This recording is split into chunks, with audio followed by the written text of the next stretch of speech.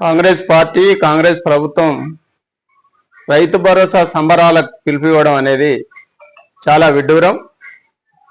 గత 18 నెలల కాలంలో 2 యాసంగి సీజన్లు, ఒక వానకాలం సీజను ఎగ్గొట్టి ఇప్పుడేదో గొప్పగా మేము రైతులను ఉద్ధరించినామని చెప్పే విధంగా ఈరోజు సంబరాలు చేసుకునే పరిస్థితి కనబడతా ఉంది.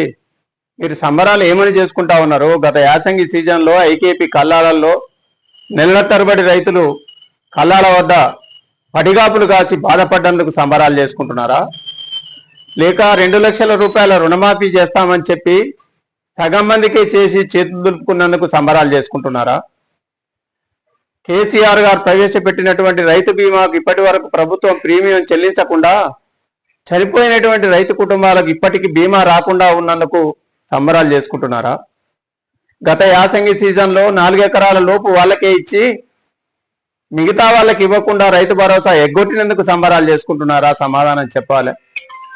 మీ యొక్క కుచిత బుద్ధిని ప్రజలు ఎప్పుడూ గమనించారు.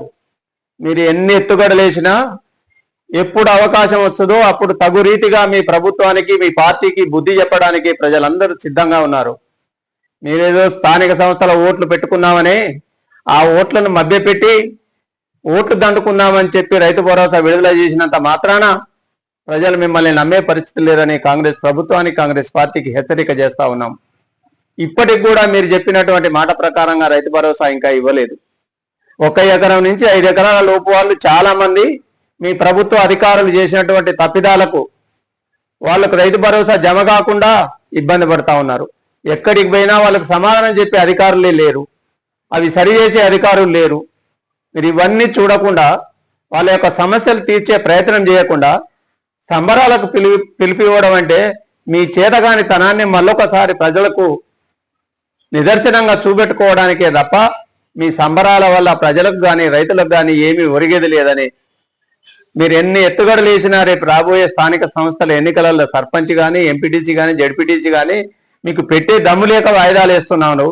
కోర్టు పేరు చెప్పుకొని వాయిదాలు వేస్తున్నారు. ఒకవేళ పెడితే మీకు తగిన గుణపాఠం చెప్పడానికి ప్రజలు సిద్ధంగా ఉన్నారు.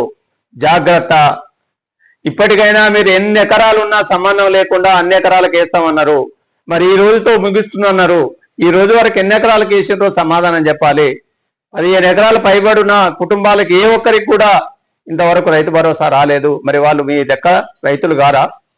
ఇంకా హైదరాబాద్ చుట్టూ ఉన్నటువంటి వ్యవసాయం చేసుకొని బ్రతుకుతున్నటువంటి రైతులకు 2 లక్షల మందికి దాదాపు వేయలేదని మా నాయకులు చెప్తా ఉన్నారు. ప్రభుత్వం కూడా మేము పునరాలోచిస్తామని తుమ్మల నాగేశ్వరరావు గారు చెప్పారు. కానీ ఇంతవరకు ఆ ఆలోచన చేయలేదు.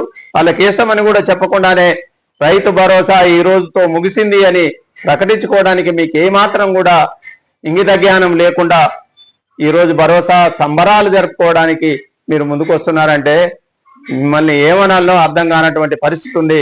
కాబట్టి ప్రభుత్వ పెద్దలు కానీ, పార్టీ నాయకత్వం కానీ పునరాలోచించి ప్రజలకు అనుగుణమైనటువంటి మాటలు చెప్పండి. ప్రజలకు ఇచ్చినటువంటి వాగ్దానాలు నెరవేర్చండి డిమాండ్ చేస్తా ఉన్నాం.